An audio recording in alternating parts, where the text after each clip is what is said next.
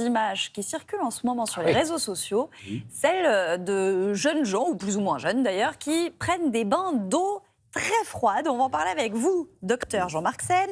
Le bain froid, est-ce que c'est intéressant et ça s'adresse à qui? Pourquoi cette mode? Alors l'idée de prendre des bains froids, c'est de s'immerger. Alors les jambes ou totalement quelquefois dans de l'eau glacée, relativement froide, qui est autour de 10 degrés.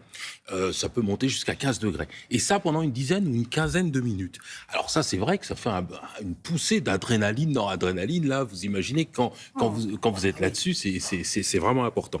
Alors ça a des effets. C'est vrai que le froid a des effets. Par exemple, ça a des effets antalgiques contre la douleur. Ça, c'est vraiment quelque chose qui est Donc je sais pas si on a mal à un muscle, ça peut endormir. Exactement. Calmer. Ça anesthésie, c'est tellement glacé que ça anesthésie. Tu ne sens plus rien.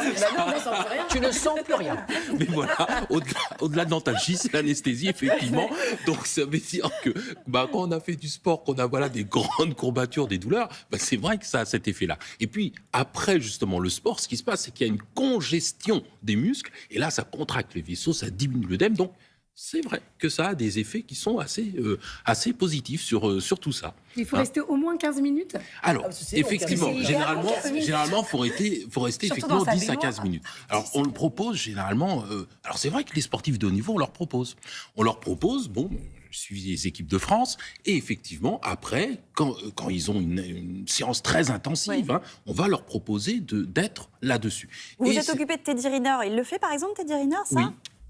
Je vous dis oui, sachant qu'en plus j'ai vu des images il y a quelques jours de lui dans un bain glacé. C'est pas facile, mais bon, là en l'occurrence, il aime pas effectivement. Alors, racontez-nous les petits secrets. Personne n'aime quand même. Alors, moi je le prescris, mais je le fais pas.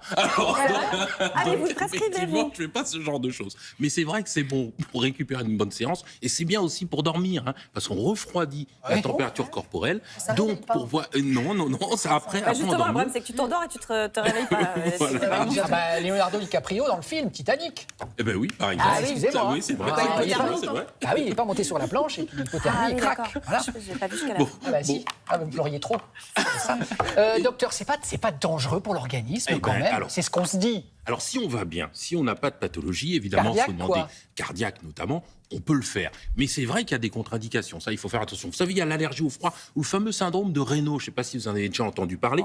Les extrémités des doigts. Exactement, avec les vaisseaux qui se contractent comme ça. Ça, c'est une contre-indication. Si on a un problème, vous le disiez Damien, un problème cardiaque, une hypertension, si on a fait un infarctus, il faut éviter. Ou si on a des infections en cours, infections respiratoires, bien sûr, des infections cutanées, tout ça. Si on est enceinte aussi, on évite de faire tout ça. Mais on risque pas l'hydrocution?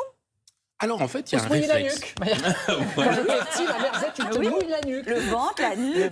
C'est ça. Alors pas l'hydrocution, mais on peut faire ce qu'on appelle le réflexe ventilatoire lorsqu'on va rentrer comme ça. C'est-à-dire qu'on va avoir une grande ventilation et puis on va ventiler beaucoup. C'est pour ça qu'il faut avoir la tête hors de l'eau. Parce que Avec 15 minutes la tête. voilà. Et qu'il faut jamais le faire seul. Le faire en apnée aussi, ça fait beaucoup quand même. Voilà. Et qu'il faut jamais le faire seul. Il faut avoir la tête hors de l'eau, il faut jamais le faire seul. Donc c'est quand même c'est pas anodin. Ah oui, c'est pas anodin. Envie de le faire, mais aucune Non, manière. mais je suis d'accord. Alors je vais m'entraîner avec le petit jet d'eau froide à la douche en fin de douche. Voilà, progressivement. déjà pas Les mal. orteils, c'est ça. Non, c'est là, les jambes pour la circulation. Si vous voulez essayer, effectivement, allez-y progressivement. Peu de temps, vous immergez peut-être Et les vous orteils. faites des vidéos que vous envoyez au docteur. Voilà. Merci beaucoup, docteur Jean-Marc Sen.